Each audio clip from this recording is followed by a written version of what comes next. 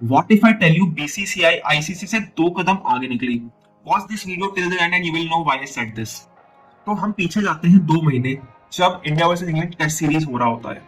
उधर हम देखते हैं कि ऋषभ पंत इंजर होते हैं 2 बार सीरीज में, और फिर फाइनल टेस्ट जो कुछ दिन पहले ही खत्म हुआ है, उधर हम देखते हैं कि क्रिस वोक्स इंजर होते हैं एंड दोनों ही प्लेयर्स अपने रिस्पेक्टिव मैचेस में खेलने के कंडीशन में नहीं होते हैं। फिर भी वो आते हैं, उनको स्टैंडिंग ओवेशन मिलता है। बट मुद्दा इस सीरीज में ये निकला था कि क्या कोई इंजर्ड प्लेयर का सब्स्टिट्यूट प्लेइंग 11 में अनाउंस करना चाहिए। बहुत सारे प्लेयर्स ने बोला था करना चाहिए, फॉर्मर इंग्लैंड प्लेयर्स ने भी बोला था कि करना चाहिए, बट बेन स्टोक्स ने बोला था नहीं करना चाहिए। लाइकवाइज बहुत डिबेट हुआ था इस पूरे टॉपिक में। तो बीसीसीआई ने इन सभी चीजों को देखते हुए डोमेस्टिक क्रिकेट में लाइक फॉर लाइक सब्स्टिट्यूट वाला रूल अनाउंस कर दिया। और ये जो रूल है ना, ये दुलीप ट्रॉफी से ही लागू हो गया है, और ये रणजी ट्रॉफी इस साल का जो होगा उसमें भी लागू किया जाएगा। तो एग्जैक्टली क्या है लाइक फॉर लाइक सब्स्टिट्यूट?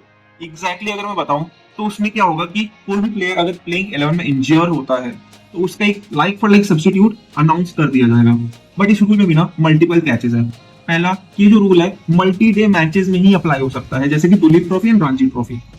दूसरा, कि इसमें एक्सटर्नल इंजरीज ही कंसिडर किया जाएगा, जैसे फील्डिंग या बैटिंग या बॉलिंग करते समय फ्रैक्चर हो जाना या फिर शोल्डर डिसलोकेशन हो जाना एटसेट्रा, कट्स आ जाना, उसके ऊपर भी अंपायर एंड रेफरी डिटरमाइन करेंगे सीरियसनेस ऑफ द इंजरी कितना है।